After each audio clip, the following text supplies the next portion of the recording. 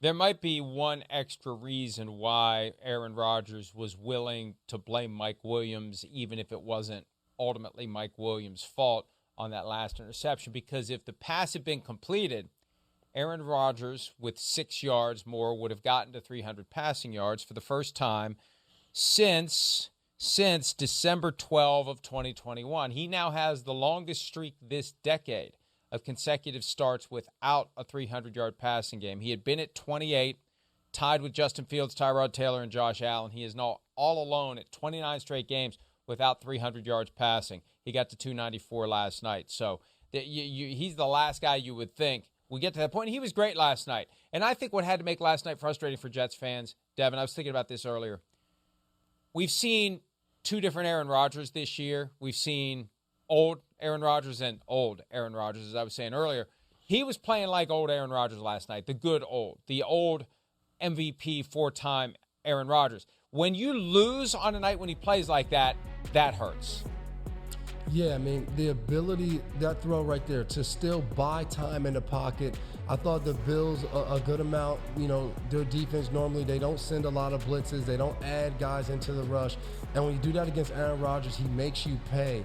And that's what he did most of the night. He made them pay for when they didn't get to him. There was no pressure. He found the right guy, and he made unbelievable throws that, they're really hard to make. It's just over one defender in front of the other defender. So when you get a night like that from Aaron Rodgers, and the last time I was in the Jet Stadium, they played against the New England Patriots, and he had a very similar night where he was just picking them apart.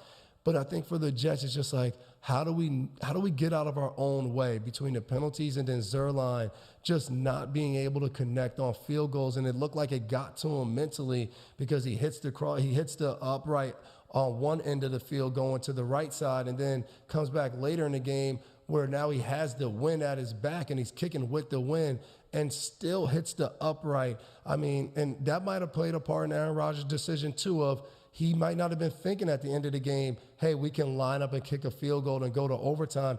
He might have been pressing forward thinking, we can't have him come back and kick another kick. We got to go win the game now, and might have made him a little bit more aggressive, even though they still had a good amount of time left in the game.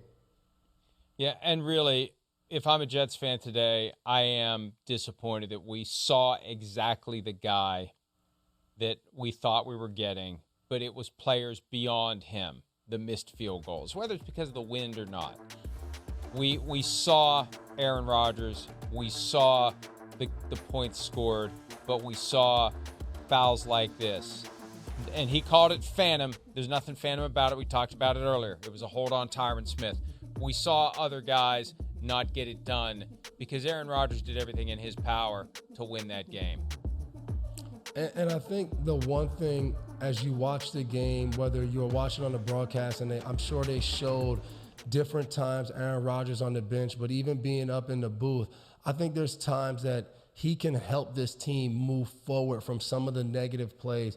Just his body language, his posture, just what he does. You saw that throw to Garrett Wilson in the back of the end zone. Taylor Rapp did a really good job. As soon as Garrett Wilson got the ball and looked like he was going to secure a touchdown, comes and lays a big hit on him. He stays down on the field. Aaron Rodgers just walks off to the sideline.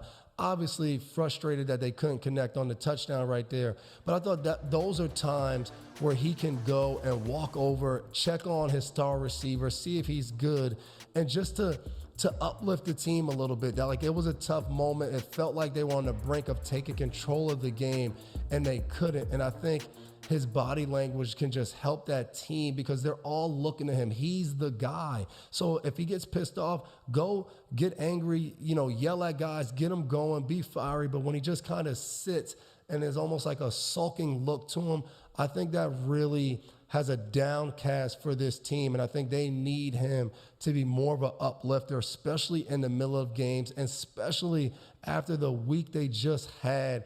Everybody on that team looks to him for leadership, and that's sometimes, as a player, you get caught up because you're only thinking about how you feel and your emotions in the game, that I think he could be better to help this team out.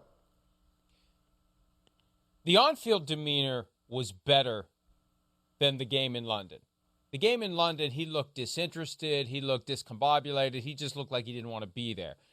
Last night it was better, but the sideline stuff, and at one point when he's like, like furrowing his brow with his hand, and it is almost like, should he be in the blue tent? We're sensitive to that now with the Josh Allen stuff. Like, does he need a concussion evaluation? But then this is at the end of the game, and this is very fitting. This was pointed out by the NFL Memes account on Twitter. You have the blood on your hand in the shape of an L after he threw the interception. It doesn't get any more perfect than that, although Jets fans probably don't want to hear that.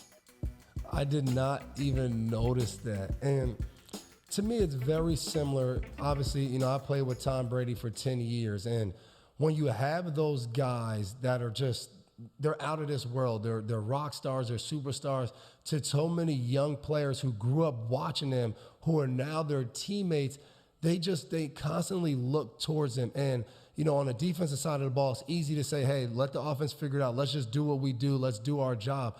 But on offense, everybody, all those players, they're seeking to get approval from that star quarterback. So when you have that kind of body language, and I think it's even a little different at the end of the game where, you throw the interception, there's a frustration where it's like, I just kind of lost the game and we have no shot. But in the middle of the game, when it's still a back and forth, to me, you don't want to look like that, because it's like we're still in the game. Like, pick your head up. Like, we didn't lose the game yet. Let's keep playing and let's keep fighting. And I think he has to do a better job. If this team is going to be a contender either for the division or for the conference, they need him to be a version of himself that almost is above whatever else is happening in the game, because he's the face of this team, especially after firing Robert Saleh. There's going to be no one else to look to other than Aaron Rodgers to get this team over the hump. So he has to be better in every phase of being a player, a leader, whatever you want to call it, a captain. He needs to be the absolute best at that for this team to be successful. And as we go to break, I had a thought last night that Aaron Rodgers hadn't said anything to suggest in any way, shape, or form that he disagrees with the firing of Robert Saleh, and I think that implies plenty. But if this doesn't work, he's got a handy thing he can point back to later and say everything was fine until we fired Robert Saleh. So it's a no-lose situation for him when you think about it. It's not his fault if it didn't work out this year. The owner stepped in and fired the coach. I hadn't really thought about this before. Maybe that's why he's okay with it.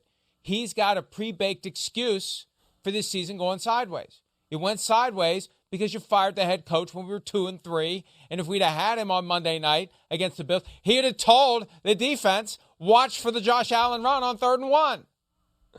You're going deep into the bag of your Aaron Rodgers thought process. So, That's scary. Anything could be possible, but I'm not sure Aaron Rodgers thought all the way through that. Oh, he does. He does. Oh, he does. He's the delicate genius who thinks all angles through to their conclusion. Hi, it's Mike Florio. Thanks for watching PFT on YouTube. Hit subscribe for the latest news and analysis from Pro Football Talk.